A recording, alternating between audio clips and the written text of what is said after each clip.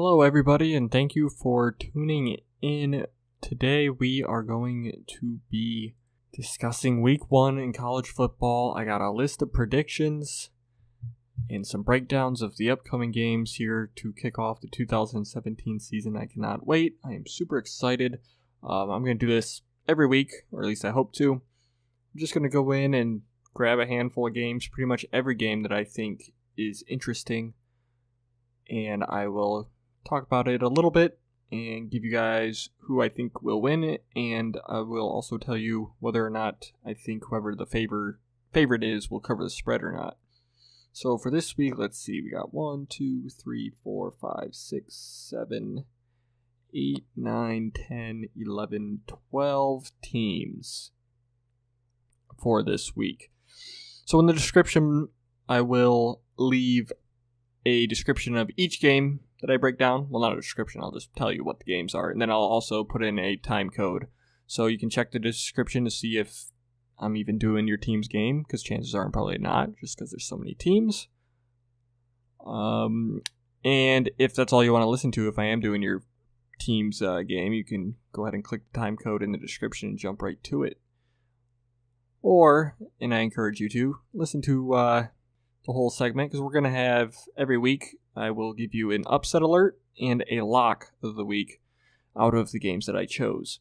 So without further ado, we're just going in order of the games that I picked and the times that they are to be played. So the first game is actually our upset alert of the week, and it is on Thursday night, August 31st at 8 p.m., and it's number 2 Ohio State going to Indiana as a 20.5 point favorite.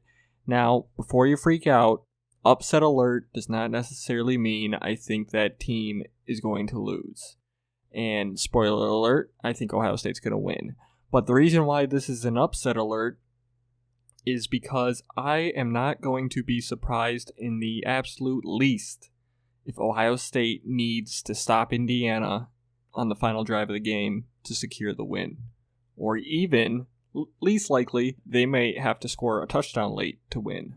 But I think chances are they just have a slim lead late and Indiana threatens but ultimately doesn't come through. So for this game, the all-time series between Ohio State and Indiana is obviously in favor of Ohio State with a massive differential of 72-12 and 5 ties thrown in. Last year, the game was in Columbus, obviously, and Ohio State ended up winning 38-17. So why is this an upset alert? Well, first of all, let's just look at what everybody looks at when discussing college football, even though it's not that big of a deal anymore, considering young teams win all the time, but returning starters. Each team returns 15 starters. Each team returns their quarterbacks. Indiana went 6-7 last year. Ohio State went 11-2. So that doesn't say anything. So you're probably still thinking, well, why the heck do you think Indiana is going to be in this thing? Ohio State's a 20-point favorite. Well, first of all, pretty much Indiana's in every game they play at home, including against Ohio State. All right, so since Urban Meyer's taken over at Ohio State, he's actually been to Indiana 2 times, and they won both games. But what do you think the combined score was, or the combined margin of victory was, the 2 wins that they have at Indiana? So if you think they won by 10 the first game and won by 7 the last game, it'd be 17 points, right? Or so, that's pretty close. So maybe you think they won by 2 touchdowns once and 10 points the next, so 24 points. Well, what if I told you the 2 times that Urban Meyer's been to Indiana with the Buckeyes, they've won by a combined 10 points? That's right, back in 2015, they only won by 7, and in 2013 or 12, I don't remember the exact year, it gets messed up because the Big Ten changed their divisions around, so Ohio State actually had 2 straight home games against Indiana. But anyway, in the meeting before 2015 at Indiana, Ohio State only won by 3. So it's not an easy place to play, especially when this game is opening the season at night in primetime, national TV, Thursday night. You're basically the only show on. I think this is easily one of the biggest games in Indiana's history as far as hosting it against the number 2 team in the country. the place that's already super hard to win at for whatever reason, because Indiana is never a really good team, it makes it a lot harder to win. And going back to other examples of IU playing tough at home, they don't just do it against Ohio State. Last year, number 12 at the time, Penn State came in, and they led Penn State by 3 points with 10 minutes left. Number 10, Nebraska came into town. Yeah, Nebraska was number 10 at one point last year. And IU was down by only 2 points to Nebraska with 8 minutes left in the game, and they ended up losing by only 5, so they had a chance to win it on the last drive. Last year, Indiana hosted Michigan State, who was awful, but they beat them. First time since 2006. Probably wouldn't have happened if they were at Michigan State, even though Indiana tried their best to Indiana that game away. So you go back to 2015 even. Number 1 Ohio State came in to Indiana, and Indiana went toe-to-toe with them. They were down 7 the entire game pretty much. Ohio State pulled away for a little bit in the fourth. Indiana answered right back with a touchdown to go back down 7, and it stayed that way for the final 10 minutes of the game. So Indiana had multiple drives to tie that one up back in 2015 against the number 1 Buckeyes. Also in 2015, Iowa, who ended up winning the West Division, came in as number 10, and they trailed them by only 1 point with 10 minutes left in that game. And then Michigan went into Indiana as number 15 2 years ago and needed double overtime to win. And Indiana somehow lost that game. Indiana should have won that game. And then even just last year on the road, Indiana went to Michigan, who was number 4 in the country at the time, and were winning at half. And they were also winning until 4 minutes left in the third quarter. They ended up losing by 10. Then they went on the road to number 2 OSU also earlier in the year. And they trailed by 7, only a touchdown, until 3 minutes left in the third quarter.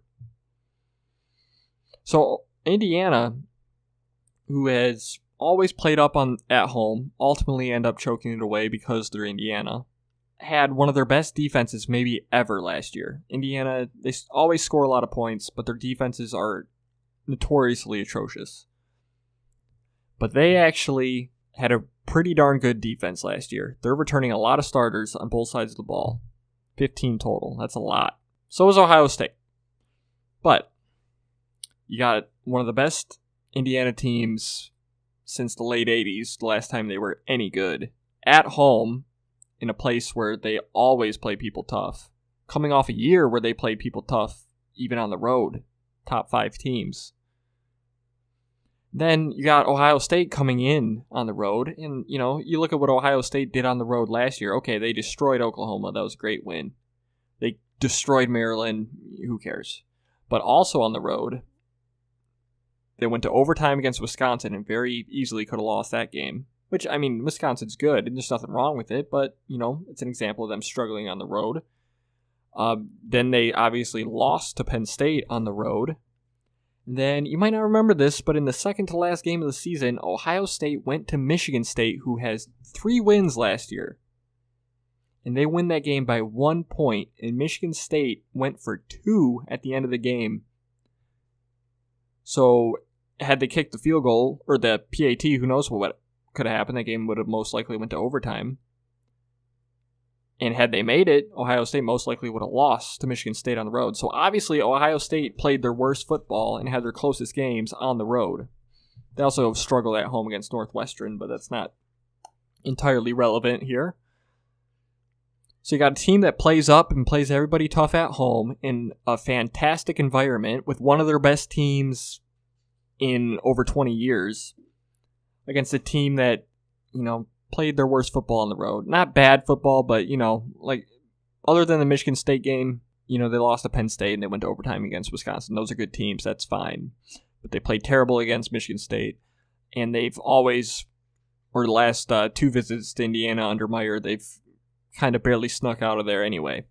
So, Indiana's coming off a 6-7 year with a bowl loss against Utah in the last minute. So 20.5 point spread for this game is ridiculous. I don't think there's any way that happens. it wouldn't surprise me if Ohio State goes in there and wins by 21-24 because they are that good and they are that much better than Indiana. But given everything I've just said in the history of Indiana at home in these types of games and the fact that they're actually going to be pretty decent this year, I believe, I don't think there's any way Ohio State beats them by 3 touchdowns. 2, okay, maybe. But I think what would happen, and the reason why I have it on my upset alert, is because Ohio State's going to have to put this thing away late. Whether they end up winning by 10, 13, whatever, but I think Indiana's going to be within a score within the last 10 minutes of the game. So that's why this is on my upset alert. Indiana's going to ultimately Indiana. They never seem to get over the humps in these types of games. They always play somebody tough, and you're like, oh, they're going to do it, and they just somehow find a way to lose, and they'll do it again in week 1. They'll find a way to lose, but they will give Ohio State all they can handle, and that's why this game is on the upset alert. So the next game on my list is Colorado versus Colorado State. They're playing in Denver at Broncos Stadium, which I'm pretty sure they do basically every year. This game is on Friday, September 1st at 8 p.m. The all-time series is 64-22 with 2 ties in favor of Colorado. And Colorado's won 2 straight, and they won last year 44-7. It's hard to pick a rematch in favor of a team that just lost the year before by that big of a margin. That's so much ground to make up, especially when Colorado returns 12 starters to Colorado State's 15. Colorado loses Cepho Lufau, their quarterback, but I'm not convinced that makes up almost a 30-point margin. I think Colorado overall is still a better team. It's a neutral site game. And let's face it, there's more Colorado fans than Colorado State fans, so if anything, there'll be more of their fans at that game. So the 5.5-point spread, I think Colorado covers, because I don't see them blowing out Colorado State. Colorado State looked really good against Oregon State, but it is Oregon State. But I think this game will be close, but I think Colorado State will ultimately win by either a touchdown or 10 points, or maybe 14 even. So the next game is number 5 Washington at Rutgers at the same time as the Colorado State game, Friday, 8 p.m. Washington is 27.5-point favorites. They played last year at Washington, and Washington won that game 48-13. That was the opening game of the year, just like this one is. Each team is returning 13 starters. Rutgers is coming off of legitimately one of the worst seasons of all time, offensively speaking. Atrocious offense last year for Rutgers. They have the quarterback transfer from Louisville. I believe his first name's Kyle. His last name's Bolin. Makes sense that he would transfer sitting behind Lamar Jackson. But is he the answer for Rutgers? Probably not. Rutgers has Janarian Grant, who is a elite return man and a pretty good wide receiver. But that's about it. Rutgers, they got a decent running back who didn't play much last year, and they got talent, but none of it's proven. And they're coming off of, like I said, one of the worst seasons ever. They got shut out 3 times by a combined score of like 130-0. Actually, they got shut out 4 times by a combined score of like 170-0. Michigan State, Penn State, Michigan, Ohio State. I mean, Rutgers is bad. Washington is coming off a playoff appearance. People are expecting them to drop off a little bit, but do they still have Jake Browning? Yeah, they do. So Jake Browning's going to tear up Rutgers. It doesn't matter where the game's played, New Jersey, Washington. I think this 27.5-point spread is being covered. I think Washington ends up winning by probably at least 34-35. It's not going to be close. Rutgers is not going to be that much better this year. Now, the next game on my list, I'm just going to brush right over it because I just put it on my list because I thought the spread was ridiculous. It's Bowling Green at Michigan State on Saturday at 12 p.m. Michigan State is a 17-point favorite against Bowling Green, which, okay, 2 years ago, well, it'd be double that 2 years ago, but even last year, okay, whatever, because nobody knew what would ultimately happen. But the reason why this spread is ridiculous is because Michigan State was complete garbage last year. They won 3 games, one of them against Rutgers. The other one, they barely beat Furman, who ended up winning like 4 or 5 games in the FCS. So ultimately, they had like 1 legitimate win. And I can't even tell you who it was against right now. Oh, it's Notre Dame, who are also garbage. So that's Michigan State for you. You're talking about a team that lost to Illinois, Indiana. I mean, it wasn't good. All right? They did play Ohio State tough. Hats off to them, I guess.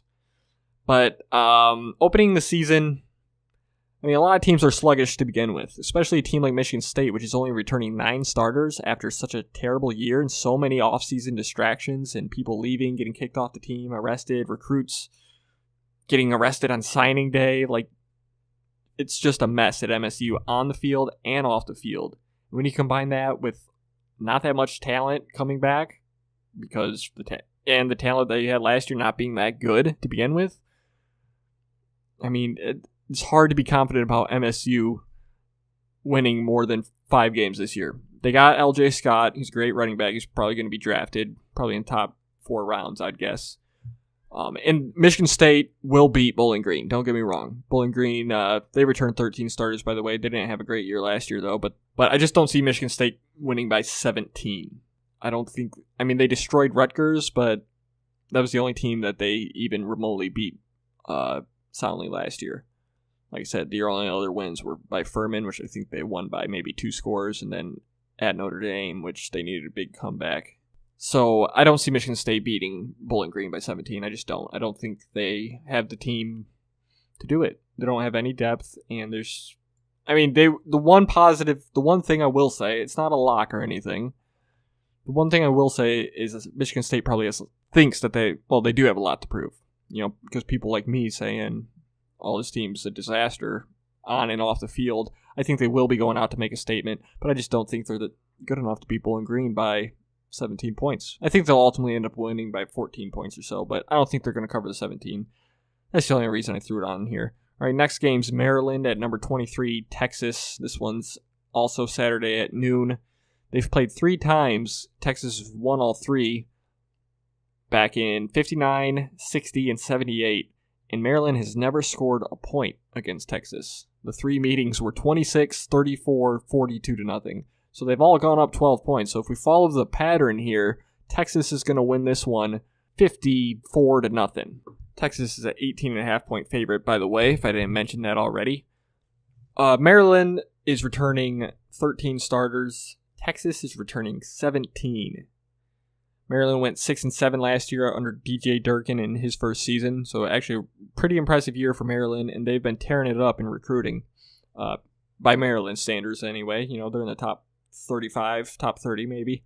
So they turned in a good class last year. They've got some talent, and they had a pretty decent year last year. They went to the Quick Lane Bowl and lost a close one to Boston College, who, I mean, they're no good, but Texas is were 5-7 last year, and they returned 17 starters.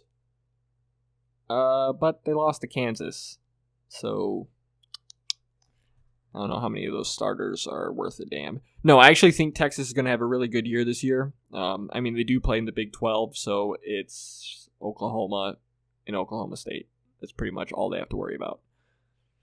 But I think Texas will be really good this year. But Maryland, they're not getting a lot of respect. I don't think they're going to go into Texas and win. I don't think they're going to go into Texas and even make it, go down to the wire. But I don't think they're getting nearly enough respect. There's a lot of comments on my NCAA sim video between Maryland and Texas from Texas fans. Like, oh, this game's not going to be close. Blah, blah. Like, dude, you lost to Kansas last year. Maryland's a decent team. They're decent. So ultimately, it's the first game of the year. I think Texas will end up being a very good team. But they'll probably be a little slow out of the gates. A lot of teams are. It happens. But they are a much better team than Maryland overall, I believe. So I think ultimately Texas wins, but I don't think they cover the 18.5 point spread. I think they probably win by 2 scores. All right, so the next game on the list is number 11 Michigan versus number 17 Florida. This is at AT&T Stadium in Texas. That game's on Saturday at 3:30. The all-time series is 3-0 for Michigan. These teams have met 3 times, all in bowl games, 2015, technically 16, 2007, and 2003, I believe. Their last meeting, Michigan won 41-7 in the 2016 Citrus Bowl. So 14 returning starters for Florida. They have a terrible offense, and their coach is talking about potentially playing 3 quarterbacks. And if you're a Florida fan, or any fan of a team, and your head coach is saying, yeah, we might play 3 quarterbacks this year, or this game, this week, whatever, that's not something to get excited about. You don't go, oh yeah, that's cool. 3 quarterbacks. Wow. That's not a good sign. Even if they were good, like, for example, their opponent Michigan, they used to play Drew Henson and Tom Brady split time. Those guys were good, pretty good, but it still was a terrible idea. It's just not a good idea. There's so much that goes into, rhythm and just all that, where if you're mixing up quarterbacks, it can't be a good thing. Especially 3 of them, especially when you got Malik Zaire and Felipe Franks, the only people with any experience throwing the football, and neither of them were any good. So the chances are, the reason they don't know who their starting quarterback is because none of them has really stepped up, not because all of them are doing great. So that's not a good sign for Florida. Michigan's only returning 5 starters. That's the fewest in college football this year. But as I mentioned earlier, this number, it's not all that it seems to be. I think Clemson last year was only returning like 6 or 7 starters last year, and they ended up winning the whole damn thing. Michigan's had great recruiting classes. They got young guys that are ready to step in. And a lot of their guys that are starting, I've seen them on All-American lists. Maurice Hurst is projected to be one of, if not the top defensive tackle taken in the draft next year, and he's technically not a returning starter because all 4 of Michigan's defensive linemen last year were drafted. So the guys behind them obviously didn't start, but they played a lot, and they're going to be very good. And that goes for most of the Michigan team. Michigan team had a lot of seniors last year and a lot of draft picks. I think they had at least 10, I think maybe 12 draft picks last year. I mean, there's a reason they don't have many returning starters, quote unquote. But they have a lot of returning guys that are talented and a lot of returning guys that played a lot of football last year, important football too. The running back, Chris Evans, he averaged 7 yards a carry with over 500 yards rushing. And as I mentioned, the defensive line, defensive lines are almost always on a rotation base. Well, the 4 guys playing for Michigan this year were sitting behind legit 4 NFL defensive linemen because all 4 of them are in the NFL. Drafted, not just signed, drafted. The one weakness for Michigan is definitely the secondary because, as I've said, the returning starters isn't all it seems to be because Michigan has a lot of guys that played a lot of football that are going to be playing. But the secondary is the one spot where you don't really know what you're going to get. But luckily for Michigan, they're going against Florida, who is missing their best player and best receiver and hasn't really had a quarterback for about 3 years. The offense is not what Florida needs to worry about, or what Michigan needs to worry about. So maybe you can afford not to have a great secondary. And we don't know. They could be great, but that's just the one spot for Michigan where you look at it and you really don't know. You don't know what you're going to get out of them. Could be good, could be bad, could be in between. But when you got a defensive line like that is going to be, at the very least, top 3 in college football, your secondary doesn't matter that much. If you're going to get to the quarterback within a few seconds, your secondary doesn't always have to be great because your quarterback's not going to be able to throw the ball downfield and make plays. Although vice versa, if you have a great secondary and not so great defensive linemen, every once in a while, the quarterback will still, in fact, more often than not, the quarterback will still pick apart a great secondary if he has all day to throw. It's just impossible to cover for, 5, 6, 7 seconds, even if you have the greatest secondary in the world. So even though that is the one weakness for Michigan, I don't think it's a glaring weakness because even all season, they're not playing a great quarterback. I think JT Barrett's probably the best quarterback they play, and anybody who knows anything about JT Barrett, he's not a great passer. He's a good quarterback overall, especially in the option, but he's not a great passer. So on top of that, Florida has a lot of off-the-field issues, obviously. And then Michigan is coming off a 10-3 season. They lost 3 out of their last 4 last year, and then Florida's coming off a 9-4 season where they won the SEC East, which isn't a great division. But here's one thing to take from last year, which obviously most of it doesn't apply to this year, but Florida lost 3 games spectacularly, like blown out in 3 games. All 3 of Michigan's losses were by a combined 5 points. 2 of them on the legitimate last play of the game. The other one against Florida State was on a touchdown with, 40 seconds left. And Florida State blew the shit out of Florida. Obviously, transitive property, it doesn't really have anything to do with it. But all in all, I think best case scenario, Michigan's a 3.5 point favorite. Even if you want to argue that these teams are even, which I think is the best you can do if you're a Florida fan.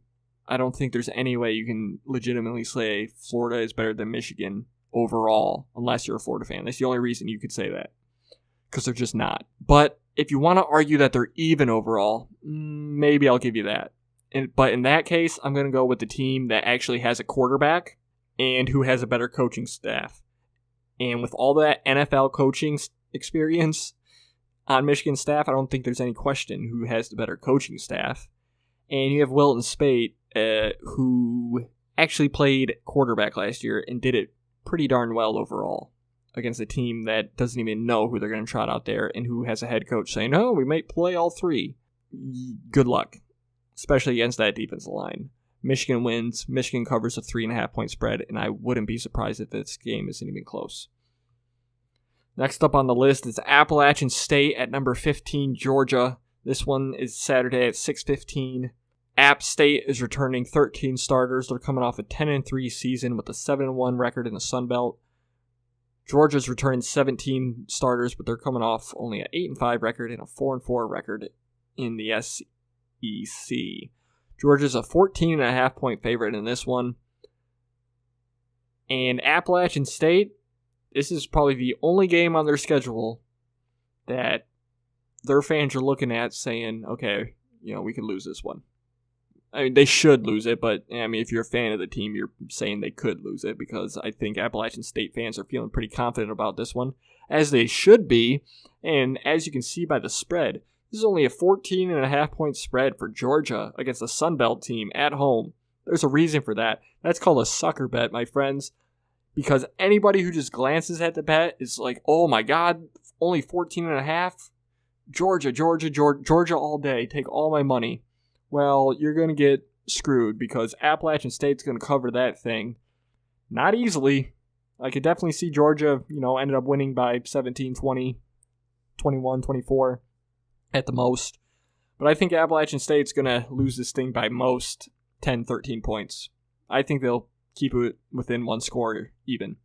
And it wouldn't surprise me to see Appalachian State win. Appalachian State's going to be very good this year. Georgia just loves to lose early season games and loves to disappoint against shitty teams. Nickel State. That's all I have to say about that. So the next game on the list, by the way, if I didn't make it clear, I think Georgia's going to win. I'm just saying I think Appalachian State covers the 14.5, and don't fall for that bet, people. All right, next up is our lock of the week, speaking of bets. So when I do this lock of the week, I'm not just talking about the head-to-head game. I'm talking about the spread specifically. We got number 16 Louisville against Purdue in Indianapolis, so a neutral site game. That one's on Saturday at 7:30. This is the first ever meeting between these two teams, which I found pretty interesting. Seems like a pretty natural fit, especially on the basketball court. That would be a great matchup. But anyway, Louisville's returning 12 starters. They're coming off a 9-4 season, 7-1 in the ACC. Purdue's returning 13 starters, but they're coming off a 3-9 season, 1-10 in the Big Ten. That doesn't make sense. I have them as 1-10 in the Big Ten. They didn't play that many games. They're 1-7 in the Big Ten. My bad. So, Purdue has Jeff Brom as a head coach out of Western Kentucky. Pretty good hire by them, and I think Purdue will definitely be a lot better. I mean, it's hard to be any worse than they were last year or how they have been the last few years, but I think they'll be significantly better. Maybe not this year, and especially not right away in game number 1, but I think ultimately, a couple of years, I think you'll see Purdue kind of take like a Indiana role. And who knows, maybe build up from there, because Purdue used to be a pretty darn good team in the late 90s and early 2000s. So here's an interesting stat I did researching this. Last year, Purdue averaged 22.4 points per game as a team. So as a team, let me repeat that. As a team, Purdue averaged 22.4 points per game. Lamar Jackson. One player. The quarterback. But it's one player ultimately. Lamar Jackson averaged 27.5 points per game by himself.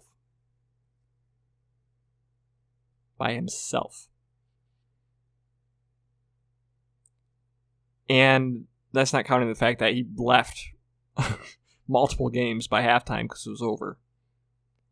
And obviously, Purdue as a team played the entire game. So I think that stat says enough considering Lamar Jackson's returning. But if that doesn't convince you that this game is a lock at a 20.5 point spread for Louisville, Purdue allowed an average of 39.3 points per game last year, and that does not bode well when you're going up against a team that averaged 42.5 points per game in Louisville. So the 20.5 point spread for Louisville, take every dollar that you can afford to lose in case, pigs fly, and put it on this spread. There's no way Louisville does not win this game by less than 3 touchdowns. I just don't see it happening. I think at bare minimum they win this game by 27. All right, so moving on. Probably the biggest game of the week. Number 3 Florida State versus number 1 Alabama in Atlanta, Saturday night, 8 p.m. All-time series. Bama leads it 2-1. Florida State won the last meeting in 2007 with a score of 21-14. Florida State's returning 13 starters. They went 10-3 last year, 5-3 in the ACC. Bama's returning 11 starters. They went 15-1. Obviously lost in the championship game to Clemson in a great game. This one was tough. And I was going to delve in with a lot of research like I've done for a couple of games, notably Ohio State, Indiana, Michigan, Florida. Games like that. I did some research. This one I was going to do the same thing because at first glance it was so even I didn't know who to take. And ultimately it still is so even. And I won't be surprised if Florida State wins. They're a 7-point underdog, by the way. So ultimately, like I said, I was going to go dive in and do a lot of research beyond just the returning starters and the records and all that. But then there's just one thing that I know about Florida State, at least last year, but it's going to be mostly the same this year. That offensive line is not that good, if good at all. That was their biggest weakness last year, and it was a big weakness. So I don't know. An off season and through camp, could they be much better? Sure, but you're going against Bama's defensive line. And I think that alone, you got to win the trenches. And I think Bama wins the trenches more so than Florida State. Because Florida State's got a heck of a defensive line. They got a great defensive line too. I think they led the league or led the nation in sacks last year even. But I think Bama's got a good offensive line against a great defensive line in Florida State. Well, you got a great defensive line, if not better, defensive line in Alabama against a okay, above average at best, offensive line in Florida State. And I think that's going to be the difference. So I think Alabama ultimately wins this game. But I don't even think they cover the 7-point spread because I think this game's going to be super close. These are both really good teams. And it's going to be low scoring. A lot of Bama games are. And I think Bama probably ends up winning by 3 or 4 points. Or at most, they do hit the 7, but at that point, it's a push. So I don't think Alabama's covering, but I think they're winning this one. It'll be a good one. It'll be a close one. All right, so the next game on my list, speaking of low scoring, is BYU against number 15 LSU. This one's on Saturday night at 9:30 p.m. I believe, where are they playing? I think they're playing in Houston. No, they were? That would be canceled now or postponed. I forget where they're playing, but I'm pretty positive it's a neutral site. Let me look it up real quick, actually. Okay, so BYU, LSU. Oh, okay, it's in New Orleans. I knew it was a neutral site game. I wasn't sure where. All right, so LSU is a 16.5-point favorite in this game. It's the first ever meeting between the team. BYU returns 12 starters, 9-4 last year. LSU returns 11 starters. They were 8-4 last year. BYU returns the Great White Hope, Tanner Magnum, fifth-year quarterback. I think sixth year technically because he's been injured so much. I think he's like 25, 26 years old. He's the last guy in college football, still older than me. So hang in there, Tanner. BYU played last week against Portland State, ended up winning 20-6, I believe the final score was. Did not look good at all on offense. It was an extremely boring game. But that's why this game's going to be low scoring overall, because BYU's got a great defense too. So you got LSU, pretty good defense against BYU's offense, who did not look good at all. And then you got LSU's offense, pretty good against BYU's defense, who is usually really good. Ultimately, I think LSU has more talent than BYU. I think that's obvious. And it's in New Orleans, so it's not a neutral site. It's not going to be a neutral site. It technically is, but it's not. That crowd's going to be 70-75% LSU fans. BYU has a huge fan base, because Mormons, but ultimately it's going to be very pro LSU crowd. I think it's going to be very low scoring, as I mentioned, but ultimately LSU is just a better team, and they're probably going to win this game. I don't think they're going to cover 16.5. That's just a lot of points for BYU to lose by, because, LSU would be hard-pressed to even score double that on BYU, and I feel like he'd have to score at least 30 points to beat BYU by 16.5. So I just don't think they're going to cover. It wouldn't surprise me, but I don't think it's going to happen. All right, next game on the list is number 22 West Virginia against number 21 Virginia Tech. Virginia Tech is a 4-point favorite. This game's on Sunday night at 7:30. I believe it's in Baltimore. I don't know. It's a neutral site game as well. So the all-time series between these teams is 28-22-1 in favor of West Virginia. They've last played in 2005. So a renewal of a natural rivalry here between the Virginias. In that 2005 meeting, Virginia Tech won at West Virginia 34-17. Virginia Tech won the last two meetings. So you're looking at the starters returning. West Virginia returns 8. They're coming off a 10-3 year, 7-2 in the Big 12. And Virginia Tech returns 12. They're coming off a 10-4 year, 6-2 in the ACC. Not a lot of love for West Virginia this year. They're returning only 8 starters, as I mentioned. New quarterback. They're a Big 12 team, which, personally, I don't have a lot of respect for outside of maybe Oklahoma. They seem to be the only Big 12 team that is still legitimately good, compared to the rest of the country. Virginia Tech, they also have a new quarterback, but I think overall they're just a better team. I think they were last year. They play in a much tougher conference, and they're just a better team. That's all there is to it.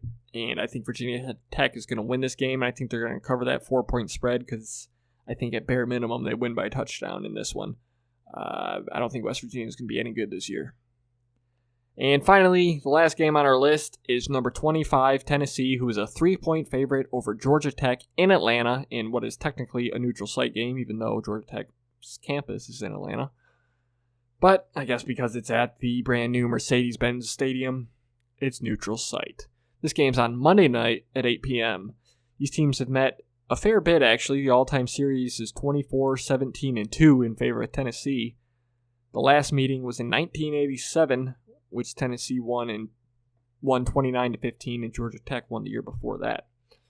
So, returning starters, Tennessee returns 14, but they lose their quarterback. They were 9-4 last year, 4-4 in the SEC, and that includes playing in the SEC East. Georgia Tech returns 16 starters. They have a new quarterback, but when you run a triple option, it doesn't matter as much as other teams. They're also coming off a 9-4 season and also a 4-4 conference record, but in the ACC. So, interesting last year. Again, transitive property doesn't really relate, but a little bit. You got to look at it. Georgia Tech was 3-0 against the SEC last year. They beat Kentucky in their bowl game, and Kentucky beat Tennessee by 2 scores last year. They beat Georgia, on the road, which Tennessee did as well, thanks to that miracle Hail Mary. And then Georgia Tech also destroyed Vanderbilt 38-17, and Vanderbilt also beat UT by 2 scores, just like Kentucky did, who also lost to Georgia Tech. So there's that, which, like I said, transitive property, give or take. doesn't really relate to this game. But Tennessee also had a tendency last year, which I think does carry over.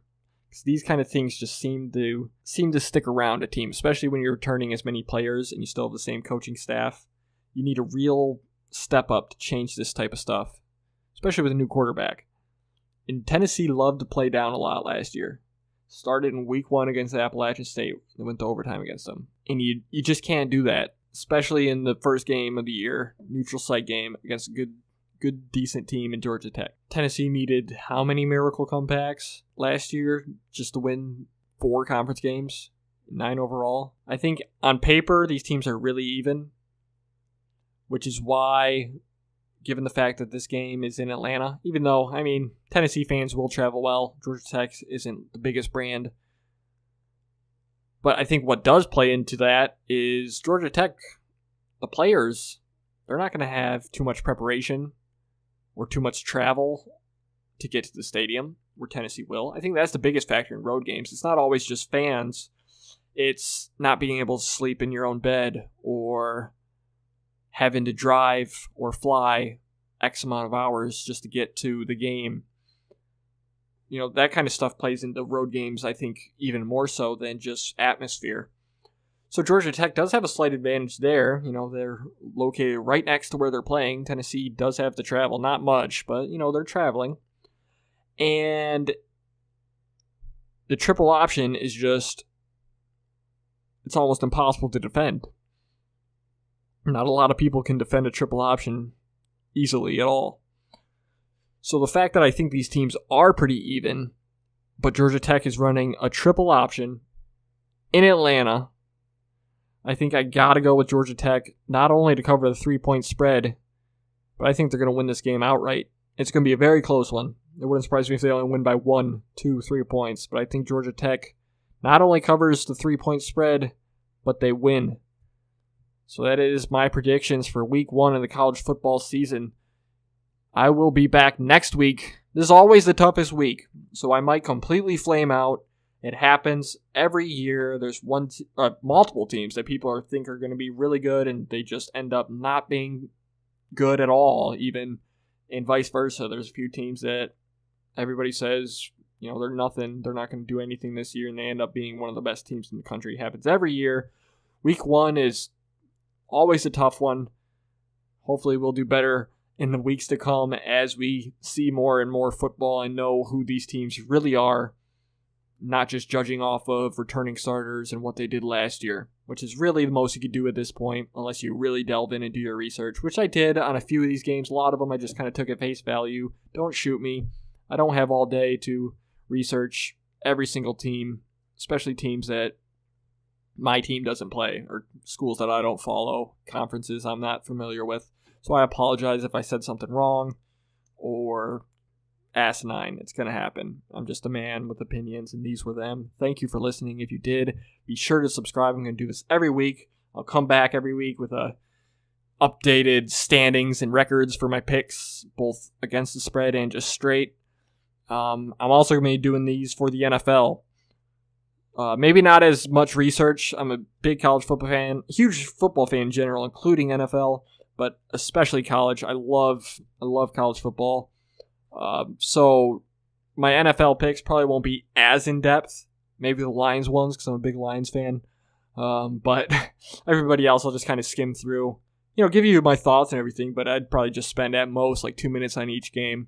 Whereas college football, I'll probably dive in a little deeper. Maybe not as long in the weeks to come, just because this week had a lot of recapping from last year and stuff like that. Whereas, 3 weeks from now, I can just go off of the games that have been played, and there's not as much to look back on and to reference.